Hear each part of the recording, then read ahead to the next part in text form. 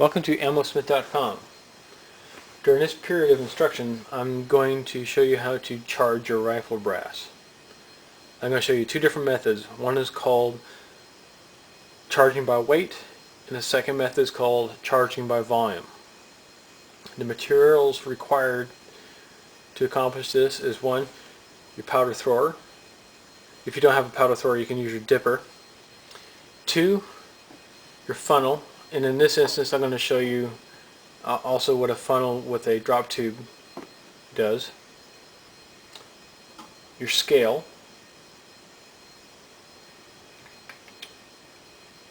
Your primed size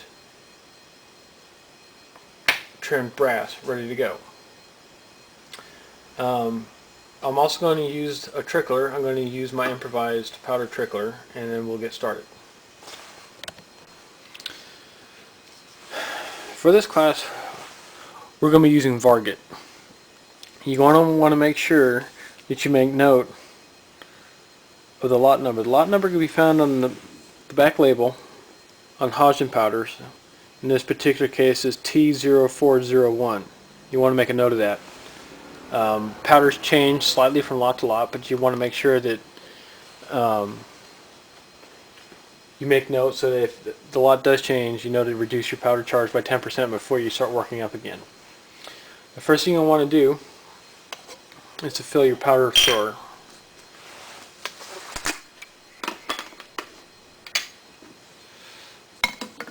I always use a funnel.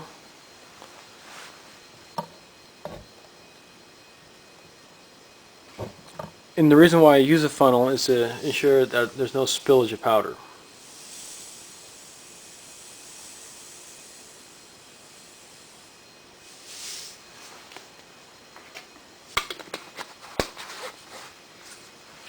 And for safety, we leave the can of powder that we're using on the bench in front of us with no other canisters of powder left out. That way there's no confusion as to what charges we're using and what charges we're throwing.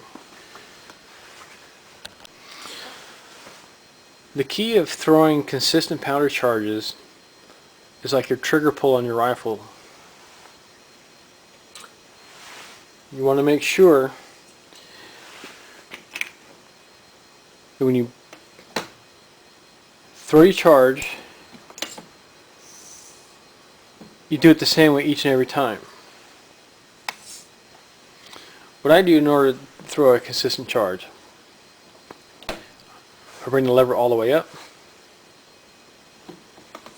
I drop the charge, let it pour out, and I tap the handle and make sure there's no residual powder up inside the powder thrower.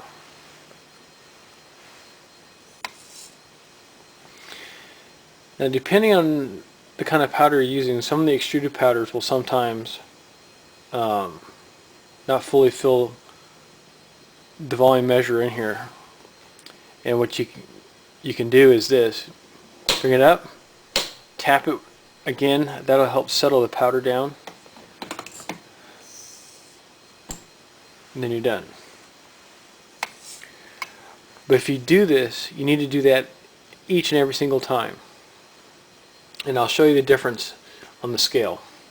Let's go ahead and throw a charge. What we're looking for is a charge of 45 grains.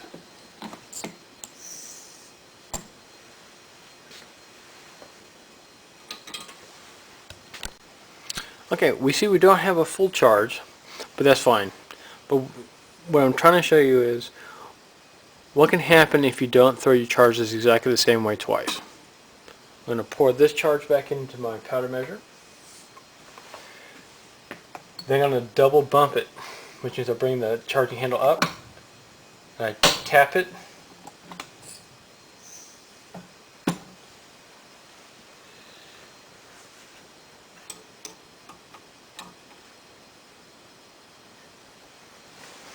See the difference? When I double tap or double bump my powder thrower, you notice it threw in more powder, and the reason why it did that is it helped settle the powder into the volume drum down here, which determines how much volume to be thrown out. Now what I like to do, I like to keep a case like this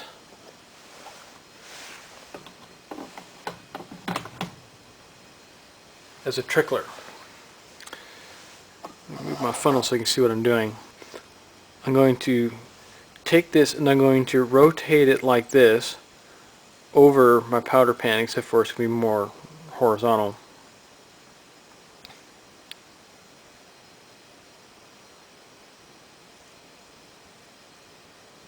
A little too much. But you see how that works. Now I'm going to toss this back and start over. I didn't double bump it this time. Now this is real critical with the Lee powder measure. You have to do it exactly the same way twice or you'll never get consistent powder charges.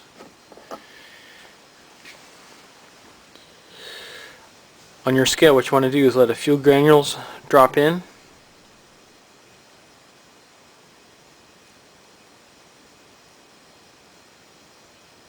and let the scale settle.